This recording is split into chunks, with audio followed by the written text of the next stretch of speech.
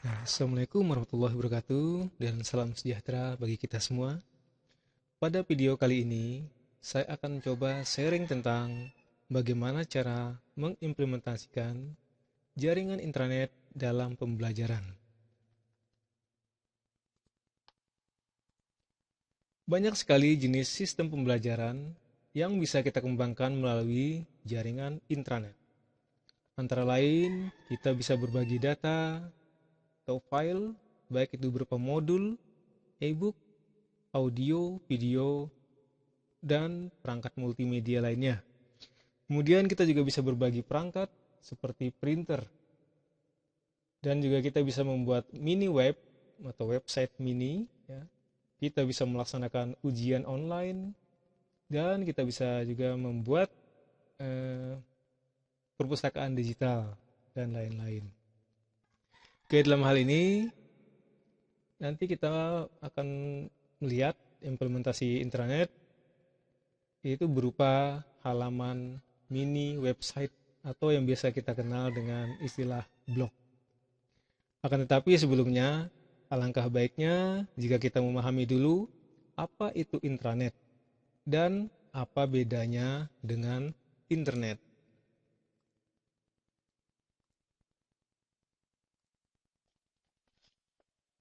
Ya, di sini kita terlebih dahulu mengenal dulu apa itu internet dan intranet.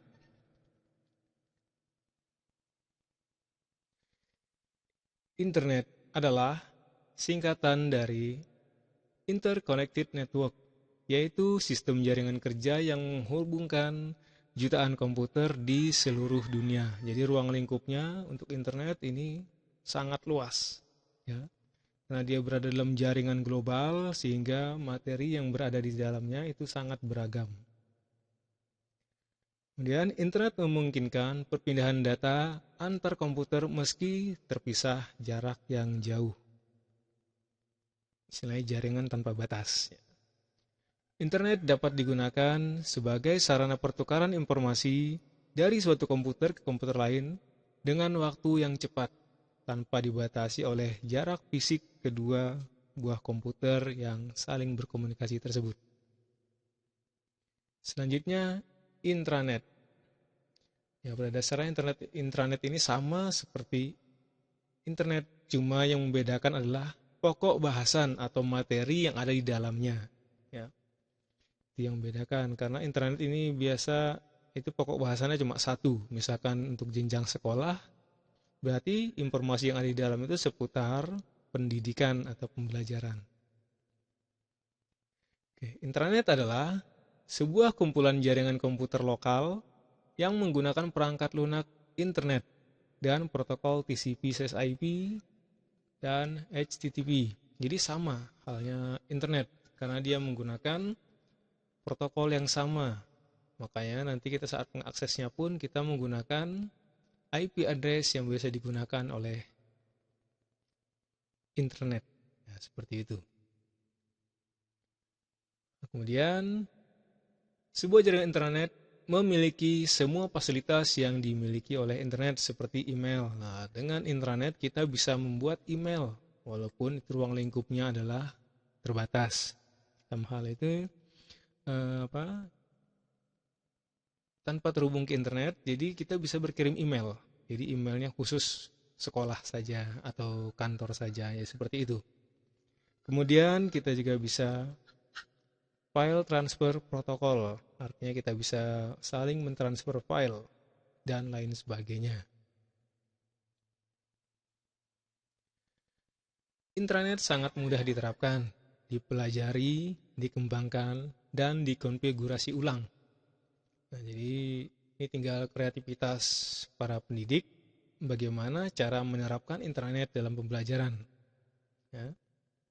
Selanjutnya, salah satu hal yang terpenting dari intranet ini adalah keamanan jaringan. Nah, inilah yang membedakan dengan internet. Karena internet itu kan banyak sekali dari pihak luar yang masuk dalam satu jaringan sehingga kita tidak tahu ada yang ingin niat jahat, mereka akan mengirimkan sesuatu hal yang tidak baik dalam jaringan kita. Nah, jika di dalam internet insya Allah tidak akan ada kejadian seperti itu. Karena tujuan dari yang mengakses internet adalah belajar, belajar, dan belajar. Jadi tidak ada niat untuk merusak jaringan tersebut. Keuntungan penggunaan intranet. Nah, yang pertama, pembelajaran dapat lebih fokus dan tidak terpengaruh oleh konten-konten lain, misal situs game online, jaring sosial, dan lain-lain. Nah, kalau internet ini tidak, karena kita tidak terhubung dengan jaringan internet, jadi yang bisa diakses oleh semua pengguna internet adalah semua materi yang diupload oleh guru ke dalam server. Nah, jadi seperti itu aja. Ya, itu tadi seperti tadi di depan tadi sampaikan bahwa bisa berupa modul atau perangkat-perangkat multimedia seperti video, audio, animasi. Jadi itu saja yang bisa diakses. Dan tentunya materinya semua yang sesuai dengan kurikulum yang disampaikan oleh sekolah. Selanjutnya, bagi guru dapat berinovasi mengembangkan bahan ajar berbasis web, animasi, dan interaktif. Nah, seperti itu. Selanjutnya, siswa bisa lebih kritis terhadap pelajaran yang didapat. Karena jika pelajaran yang didapat tidak sesuai yang diharapkan, maka siswa dapat menanyakan langsung pada guru yang bersangkutan. Hal ini membuat guru lebih kreatif dalam menyajikan materi pelajaran. Seperti ini. Dan yang keempat, intranet memungkinkan kita memiliki bandwidth yang besar karena berada di jaringan lokal dan volume penyimpanan data yang lebih besar. Nah, bandwidth ini maksudnya adalah lebar jalur komunikasi data. Jadi sehingga kalau di dalam jaringan LAN itu kemungkinan besar tidak akan ada gangguan ya. Karena itu real dari klien ke server. Nah, sedangkan kalau kita ke jaringan internet itu nanti kita dari klien, ISP, server, dan lain-lain. Belum lagi ada semacam iklan-iklan segala macam yang akan masuk. Nah, itu akan mengganggu besarnya bandwidth, nantinya akan terpotong di sana bandwidthnya, jalur komunikasi datanya. Selanjutnya, nah ini perbedaan antara internet dan intranet. Internet bersifat publik ya, untuk kepentingan umum. Nah, jadi ini ya, ini umum, ya, semuanya bisa mengakses siapapun. Kita ketik kata kunci apapun akan muncul. Nah, sedangkan intranet ini bersifat pribadi, yaitu untuk kepentingan organisasi, lembaga, atau sekolah. Yang kedua, pada umumnya digunakan oleh banyak orang. Ya sudah biasa ya, namanya internet siapapun. Ya. Anak TK pun sudah menggunakan Android untuk mengakses internet. Kemudian internet pada umumnya hanya digunakan di dalam organisasi atau sekolah. Ketiga, internet dapat diakses oleh siapa saja. Nah, sedangkan internet hanya dapat diakses oleh orang yang memiliki otoritas atau mungkin nanti kita bisa membuat akun khusus login ke dalamnya. Seperti itu. Kemudian yang keempat, pada internet informasi yang tersedia melimpah tanpa batas. Sedangkan pada intranet informasi tersedia itu lebih spesifik. Dalam artian sesuai dengan kebutuhan lembaga tersebut. Ya, tidak ada istilah lain ya. Dalam artian materi-materi yang menyimpang dari otoritas yang ada di lembaga tersebut. Kemudian, untuk internet itu adalah merupakan kumpulan dari LAN, MAN, dan WAN, yaitu Local Area Network, Metropolitan Area Network, dan Wide Area Network. Nah, sedangkan intranet itu umumnya merupakan jaringan LAN, MAN, dan WAN. Jadi ini beda ya antara istilah-istilah ini, yaitu di sini merupakan kumpulan dari LAN, ya LAN terhubung ke MAN, MAN terhubung ke WAN. Nah, seperti itu. Nah, sedangkan intranet di LAN ini terhubung dengan LAN yang lainnya, ya. MAN terhubung dengan MAN lainnya dan WAN begitu juga. Selanjutnya. Oke, untuk mungkin ini sedikit gambaran tentang internet dan intranet. Ya, sekarang kita akan mencoba melihat contoh dari mini website yang kami coba kembangkan. Nah, di sini kita harus mengaktifkan mesin server dulu. Artinya kita harus menginstal sebuah mesin server. Di sini kita menggunakan SHAM. Ya. Di mesin server ini harus kita aktifkan dulu.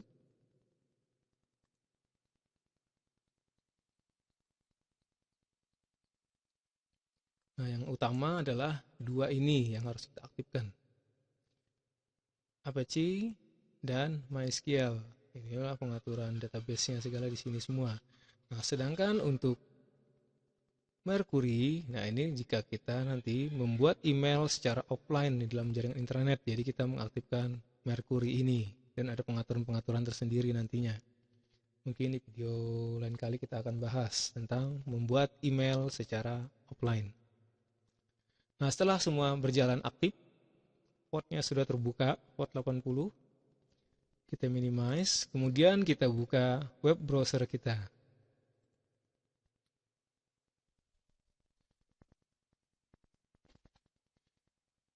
Nah, ingat ini tidak terhubung ke internet ya. Misalkan saya ketikkan kita ingin kunjung ke Google.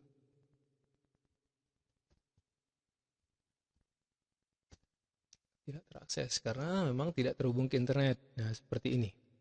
Jadi ini terhubung ke akses point yang tidak memiliki internet, ya, tidak memiliki jaringan internet. Jadi khusus untuk membagikan ke klien nanti ke WiFi ini. Oke, jadi di sini kita ketikkan alamat IP address. Ya. Jadi kita harus tahu dulu alamat IP address dari alamat servernya ini. Nah, ini ya. 192.168.88.212. Oke. Jadi itu yang kita harus nanti itulah yang kita bagikan ke klien nantinya.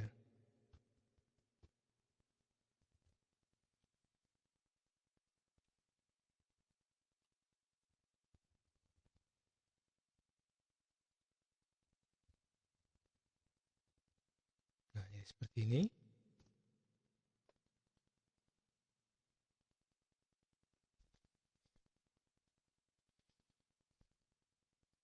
Nah, kita tunggu sambil menunggu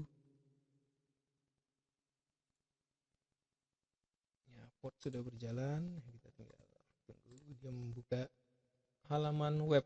Nah, nanti kita bisa buat seperti ini ya. Nah, seperti inilah tampilan dari web intranet. Nah, sama seperti internet atau website-website di internet, kita bisa membuat seperti halaman-halaman seperti ini. Ya, kita juga bisa menyisipkan video yang bisa langsung diputar oleh para siswa atau siapa pengunjung dan bisa mendownloadnya. Nah, jadi seperti ini.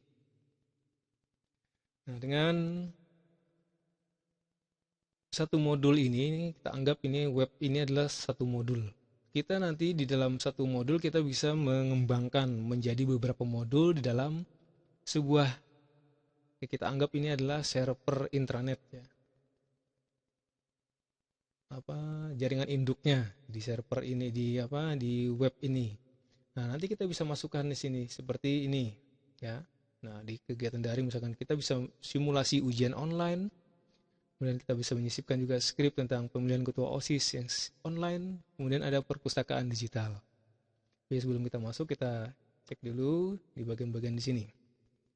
Nah, kita bisa membuat menu-menu seperti ini ya, seperti halnya di website di internet ya. Ini beranda, ini adalah halaman paling depan, yaitu ucapan biasa, ucapan selamat datang. Ya. Kemudian di menu materi, disinilah kita menampilkan semua bahan ajar kita. Misalkan seperti ini.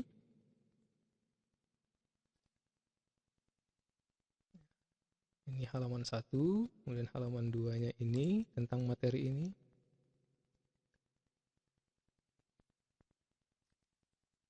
Kemudian sudah selesai misalkan, kemudian kita ingin ke materi yang lain itu membangun jaringan intranet misalkan. Caranya.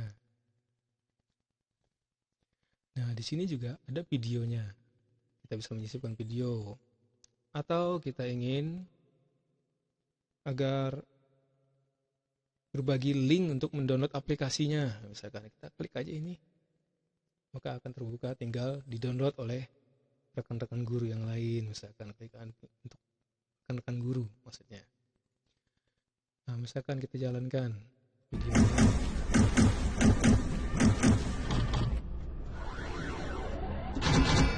Jadi seperti inilah. Ya. Jadi kita bisa memasukkan sebuah video ke dalam halaman web kita dan tentunya bisa di-download agar siswa nanti bisa mengulang-ulang videonya untuk mempelajari materi yang disampaikan.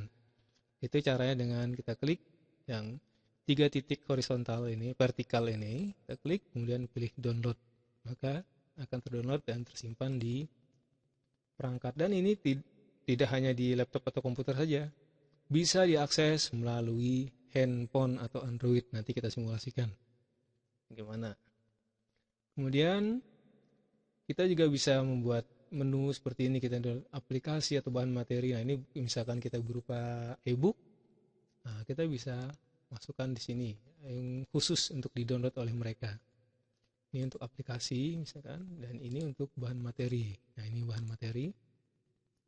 Kita bisa masukkan nanti sebanyak mungkin ya.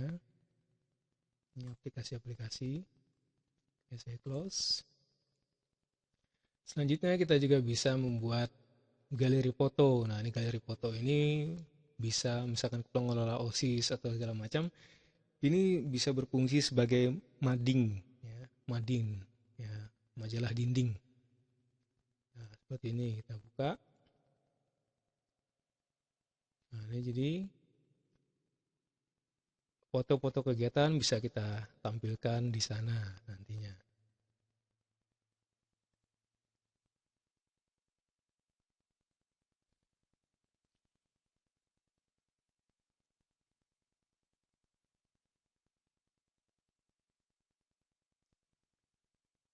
Nah, kemudian tadi kita bicara tentang modul.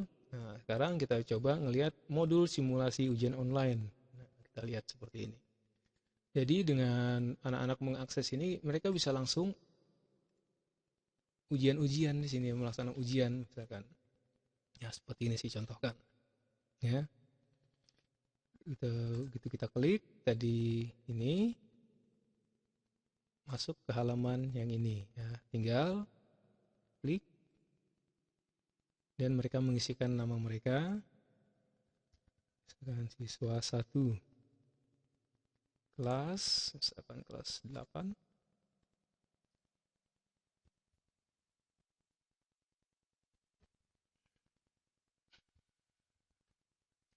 Misalkan seperti ini. Tinggal klik, baca tata tertib, selanjutnya nah, muncullah soal-soal seperti ini.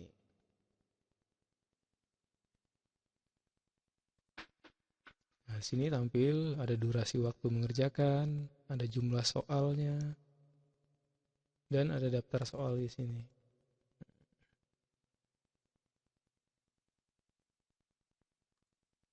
Nah, ini untuk simulasi ujian digital.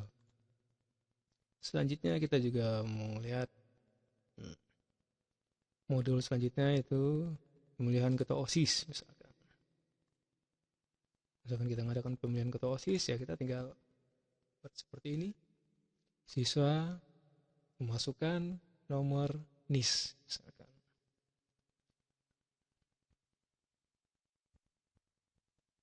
Misalkan seperti ini. Nah, berarti siswa tidak bisa karena dia sudah pernah memberikan suara dengan nomor NIS tersebut. Jadi ada keterangan sini Anda sudah memberikan suara. Jadi di sini tidak mungkin ada suara double nantinya ya. Nah, jadi seperti itu. Selanjutnya modul selanjutnya adalah e-library. E-library.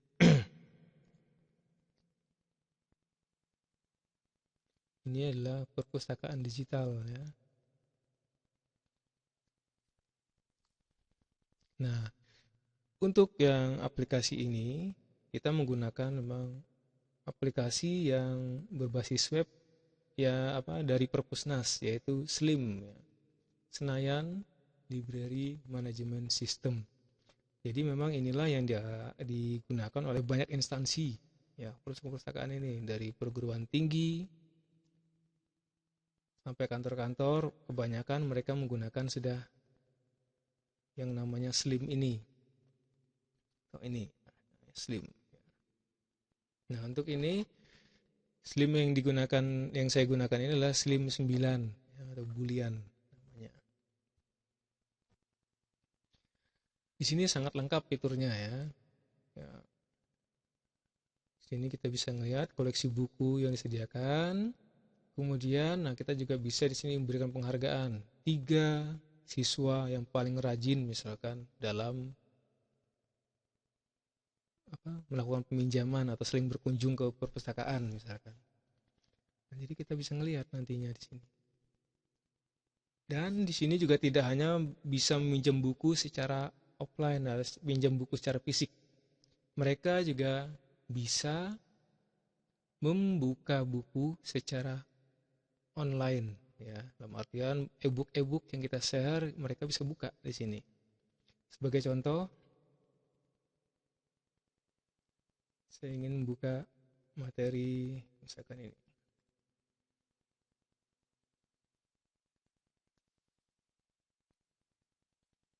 Nah, lihat. Oh, sudah ada yang diminjam buku ini misalkan, berarti masih tersedia ada 4 buku contohnya. Jadi jadi siswa tahu, oh buku ini masih ada untuk dipinjam. Yang lain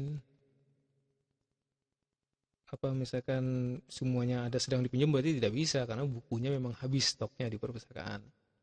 Nah, di sini ini ada lampiran berkas. Nah, sini bisa dibuka secara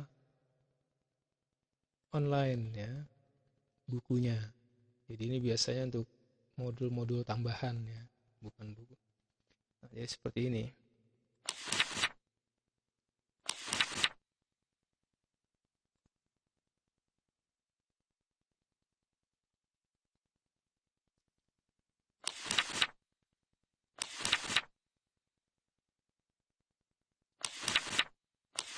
Jadi ini seolah siswa membaca buku atau membuka buku ya.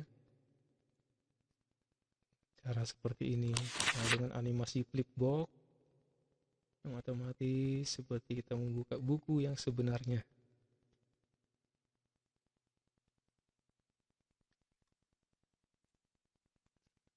Seperti ini.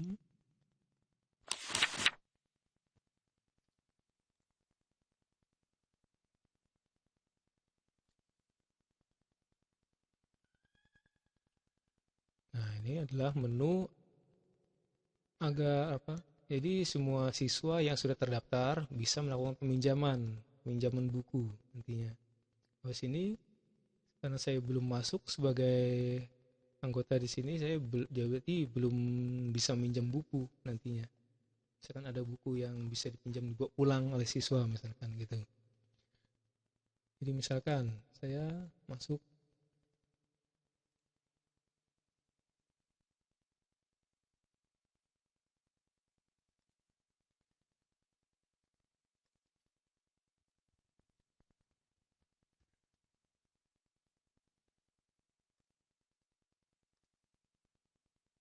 Nah, ini saya.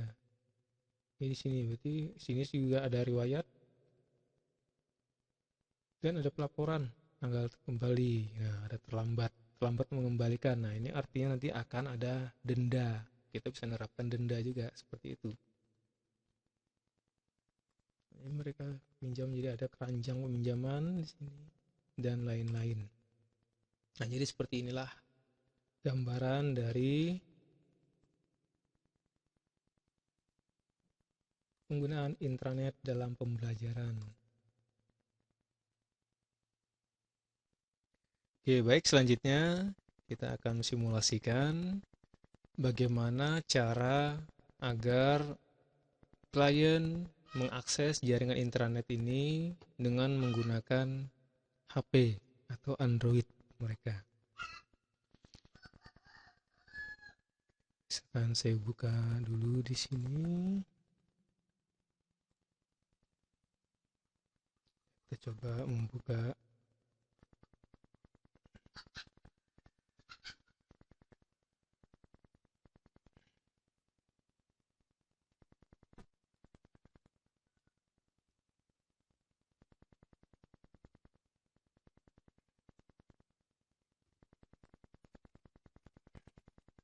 Oke, baik. Sekarang sudah terhubung.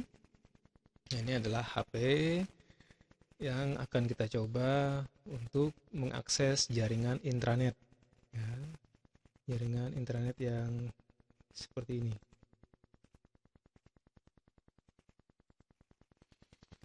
Nah, syarat utama bisa terhubung atau bisa mengaksesnya adalah klien harus masuk ke dalam jaringan yang sama. Dalam hal ini akses point yang digunakan. Misalkan di sini ini terhubung dengan jaringan paperless school. Ya. Nah, paperless school. Kemudian kita lihat sama ya, menggunakan WiFi atau jaringan paperless school. Jadi ini adalah syarat utama agar bisa mengakses. Kemudian kita buka web browser.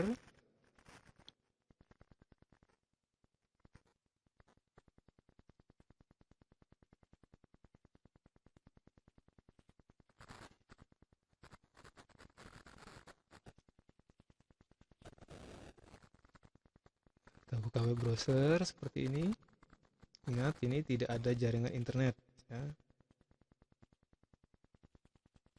Nah, karena perhatikan datanya saya matikan ya, jadi cuma sebatas terhubung ke jaringan WiFi. Ini untuk mengingatkan aja. Nah, di sini kita ketikkan alamat IP address dari komputer server tadi. Misalkan nih ya, 192.168.88.212/myweblog. Nah, jadi inilah yang akan kita ketikkan di address bar ini.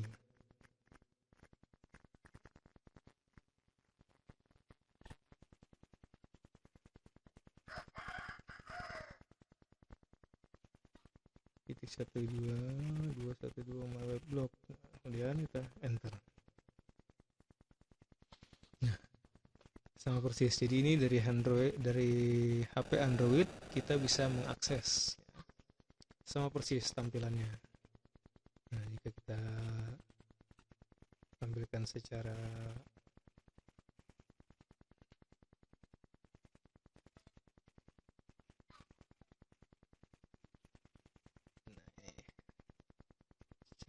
apa namanya, berubah ya, maka ya biar tampilan agak lebar ya. Ya, ini bisa mengakses tadi semua kegiatan tadi misalkan. Nah, ini adalah menu-menunya. Jadi menu posisinya berada di ini yang 3 garis vertikal ini. Klik misalkan. Nah, ini sama persis seperti tadi ya. Atau perpustakaan digital. Nah, sama persis. Jadi ini adalah cara mengakses jaringan intranet dengan menggunakan Android.